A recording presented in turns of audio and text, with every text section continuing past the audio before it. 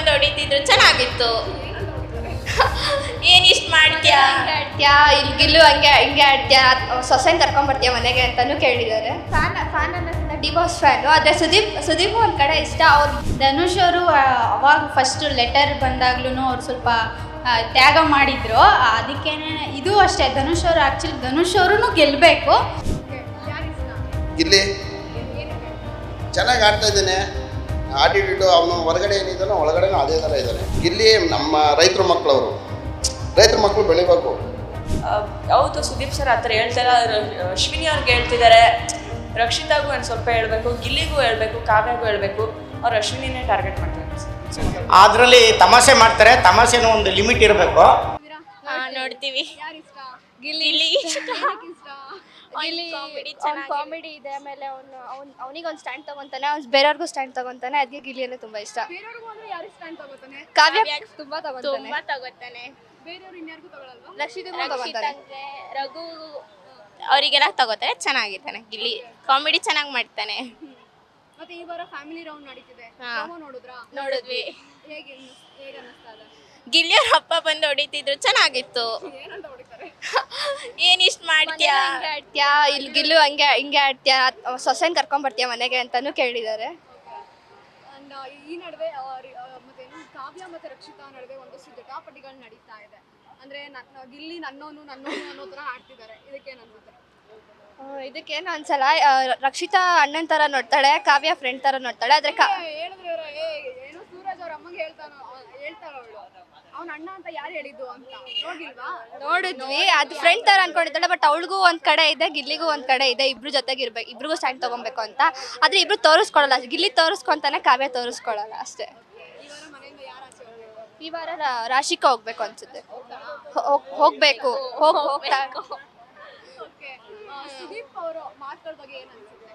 Sudeep fan ಅನ್ನೋಕ್ಕಿಂತ D boss fan. ಆದರೆ ಸುದೀಪ್ ಒಂದು ಕಡೆ ಇಷ್ಟ. ಅವ್ರು ಎಲ್ಲೆಲ್ಲಿ ಏನು ಮಾತಾಡಬೇಕು, ಯಾವುದಕ್ಕೆ ಏನು ಮಾತಾಡಬೇಕು ಅನ್ನೋ ಕರೆಕ್ಟಾಗಿ ವರ್ಡ್ಸ್ ಕೊಡ್ತಾರೆ.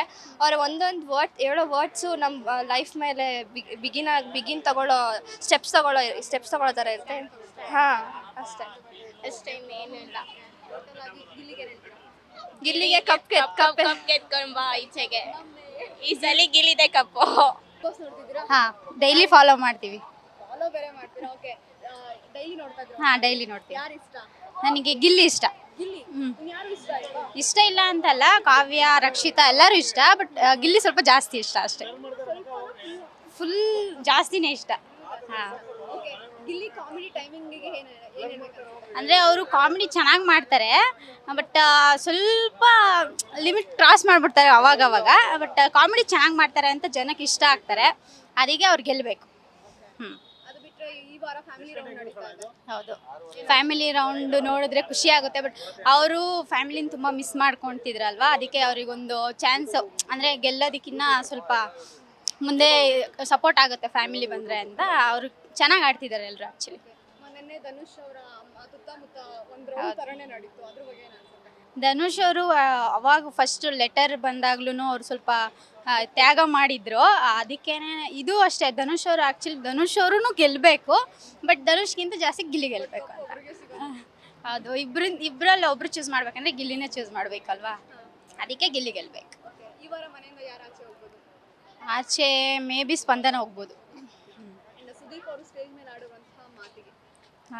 ಸುದೀಪ್ ಅವ್ರ ಬಗ್ಗೆ ನಾವು ಹೇಳೋದಕ್ಕೆ ತುಂಬ ಚಿಕ್ಕವರು. ಆ್ಯಕ್ಚುಲಿ ಸುದೀಪ್ ಅವರು ಮಾತಾಡೋ ಒಂದೊಂದು ಮಾತುಗಳು ಆಗಲಿ ಎಲ್ಲರಿಗೂ ಮೋಟಿವೇಶನ್ ಕೊಡುತ್ತೆ.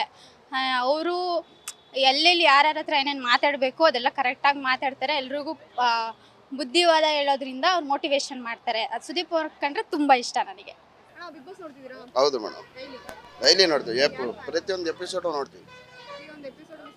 ಹೌದು, ಇರ್ಬೋದೇನೋ ಹೇಳಕ್ಕ, ನಮ್ಮಂತರಿಂದನೇ ಅಲ್ವಾ ಆಗ್ಯದು. ಗಿಲ್ಲಿ ಚೆನ್ನಾಗಿ ಆಡ್ತಾ ಇದ್ದಾನೆ, ಆಟಿಟ್ಯೂಡು ಅವನು ಹೊರಗಡೆ ಏನಿದ್ದಾನೋ ಒಳಗಡೆನೂ ಅದೇ ಥರ ಇದ್ದಾನೆ. ಹಂಗಾಗಿ ಇಲ್ಲ, ಎಪಿಸೋಡ್ ನೋಡಿದಾಗೆ ನಮಗೆ ಗೊತ್ತಾಗತ್ತಲ್ಲ. ಇಲ್ಲ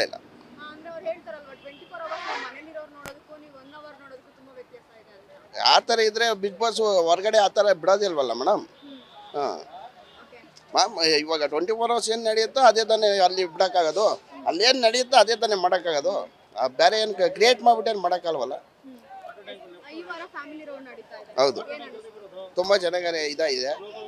ಗಿಲ್ಲಿಯವ್ರ ಫ್ಯಾಮಿಲಿ ಬಂದು ಭಾಳ ಕರ್ನಾಟಕ ಜನಕ್ಕೆ ಭಾಳ ಒಂದು ಒಳ್ಳೆ ಥಾಟ್ ಕೊಡ್ತಾ ಇದ್ದಾರೆ.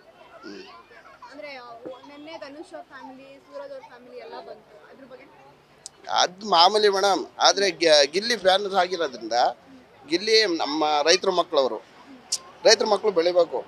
ಮತ್ತು ಅವರ ತಂದೆ ತಾಯಿ ಬಂದು ಮಾಮೂಲಿ ಅವರು ಏನು ನ್ಯಾಚುರಲ್ ಏನಿದ್ದಾರೆ ಹಳ್ಳಿಲಿ ಅದೇ ಥರ ಇದ್ದಾರೆ. ಹಾಂ, ಯಾವ್ದು ಹೇಳಿ? ಹೌದು ಹಾಂ ಪ್ರೊಮೋ ನೋಡಿ. ಹಾಂ, ಅದೇ ಹಳ್ಳಿಲಿ ಮಾಮೂಲಿ ತಂದೆ ತಾಯಿ ರೈತರ ಮಕ್ಕಳಾಗಿರೋದ್ರಿಂದ ಏನು ಬೆಳ್ಕೊಂಬಂದಿರ್ತಾರೋ ಅದೇ ರೀತಿ ಇದ್ದಾರೆ ಅಲ್ಲಿ. ಒಳಗಡೆ ಕೂಡ ಅವ್ರ ಅಪ್ಪ ಅಮ್ಮ ಏನೇ ಒಂದು ಪ್ರೀ ಪ್ಲಾನ್ ಇಲ್ಲದೆ ಬಂದು ಆರಾಮಾಗಿದ್ದಾರೆ ಅವರು. ಸಾಮಾನ್ಯ ಸ್ಪಂದನ ಹೋಗ್ತಾರೆ ಮೇಡಮ್. ಹೌದು, ಮಾಳು ಇರ್ತಾರೆ ಅಂತ ಅನ್ಸುತ್ತೆ.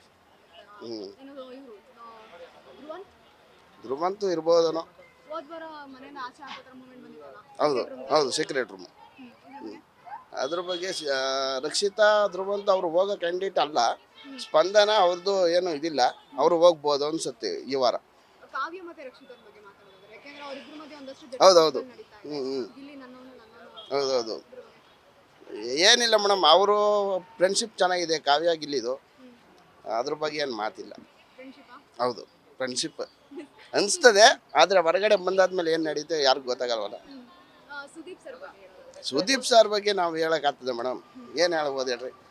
ಅವರು ಮಾಮೂಲಿ ಮೋಟಿವೇಶನ್ನು ಹೊರಗಡೆಯಿಂದ ಅವ್ರು ಏನು ಇದಾರೋ ಅದನ್ನ ನಡ್ಸ್ಕೊಂಡು ಹೋಗ್ತಾ ಇದ್ದಾರೆ. ಇನ್ನು ಸುದೀಪ್ ಸರೇ ಇನ್ನು ಮುಂದೆ ನಡ್ಸ್ಕೊಂಡು ಹೋಗ್ಲಿ ಅಂತ ನಮ್ಮ ಕರ್ನಾಟಕ ಜನತೆ ಆಸೆ. ಈಗ ಅದು ಬಾರಪ್ಪ, ಗಿಲ್ಲಿ ಬಡವ್ರ ಮಕ್ಕಳು ಬೆಳಿಬೇಕು ಅಷ್ಟೇ. ಹಾಂ, ನೋಡ್ತಾ ಇದ್ದೀವಿ. ನಮಗೆ ಗಿಲ್ಲಿ ಇಷ್ಟ. ಯಾಕೆಂದರೆ ಅವ್ರು ಚೆನ್ನಾಗಿ ಆಡ್ತಿದ್ದಾರೆ, ಎಲ್ಲರಿಗೂ ಚೆನ್ನಾಗಿ ಕಾಮಿಡಿ ಮಾಡ್ತಿದ್ದಾರೆ, ಮತ್ತು ಅವರು ಪರ್ಫೆಕ್ಟ್ ಆಗಿದ್ದಾರೆ ಬಿಗ್ ಬಾಸ್ಗೆ. ಅದಕ್ಕೇನು ಅನಿಸುತ್ತೆ ಅಂದರೆ ಎಲ್ಲರೂ ಫ್ಯಾಮಿಲಿಯವ್ರು ಚೆನ್ನಾಗಿ ಬಂತು, ಮತ್ತು ಗಿಲ್ಲಿ ಅವ್ರದಂತೂ ಸಖತ್ತಾಗಿ ಬಂತು ಇವತ್ತು. ಮತ್ತು ರಕ್ಷಿತಾ ಅವ್ರದ್ದು ಎಮೋಷ್ನಲ್ ಇತ್ತು ಸ್ವಲ್ಪ.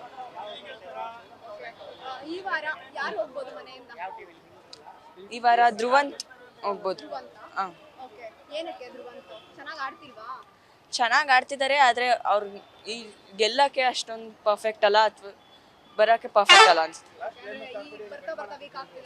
ಹಾಂ, ಹೌದು.